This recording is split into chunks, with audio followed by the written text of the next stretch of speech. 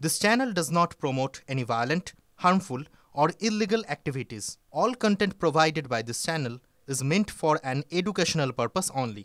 Top quality और consistent performance के लिए सिर्फ सिल्वर पंप नाम याद रखना।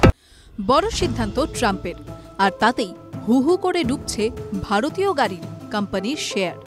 ধস নেমেছে টাটা মোটরস সহ একাধিক কোম্পানির শেয়ারে, ডুবছে বাকি কোম্পানিও। কি এমন সিদ্ধান্ত নিলেন ট্রাম্প, যার কারণে ভারতীয় গাড়ি উৎপাদনকারী সংস্থাগুলির শেয়ারে এমন বিপর্যয় নামল?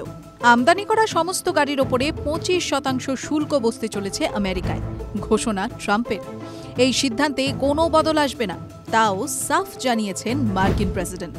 জানিয়েছেন আগামী 2রা এপ্রিল থেকেই এই শুল্ক কার্যকর হতে চলেছে।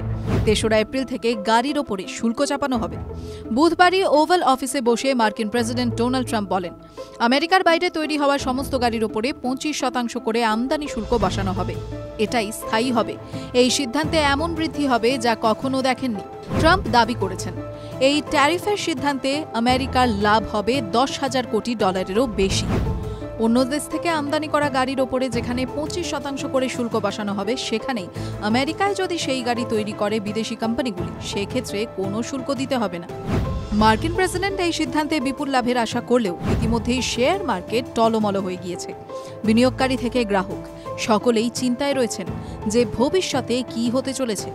বিদেশি গাড়ির ওপরে হঠাৎ 25% শুল্ক চাপিয়ে দেওয়ায় দাম বাড়বে এক লাফে অনেকটাই। সেক্ষেত্রে মার্কিন বাসিন্দাদেরই সাধ্যের বাইরে চলে যাবে গাড়ি কেনার ক্ষমতা। অন্যদিকে বিশ্লেষক সমালোচকরা আরেকটি দিকও তুলে ধরেছেন। বিদেশি গাড়ির ওপরে শুল্ক বসায় আমেরিকায় টেসলার বিক্রি বাড়তে পারে, যা মার্কিন প্রেসিডেন্টের অন্যতম ঘনিষ্ঠ বন্ধু তথা বিশ্বের সবথেকে ধনী ব্যক্তি ইলন মাস্কের সংস্থা।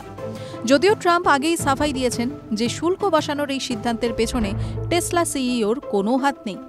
গাড়ির ওপরে শুল্ক বসানো নিয়ে তিনি কোনো পরামর্শ দেননি, কোনো ছাড়ও চাননি। প্রসঙ্গত, আজ টাটা মোটরসের শেয়ারে 4.77% পতন হয়েছে হিউন্ডাইয়ের শেয়ারেও। TV9 Bangla digital.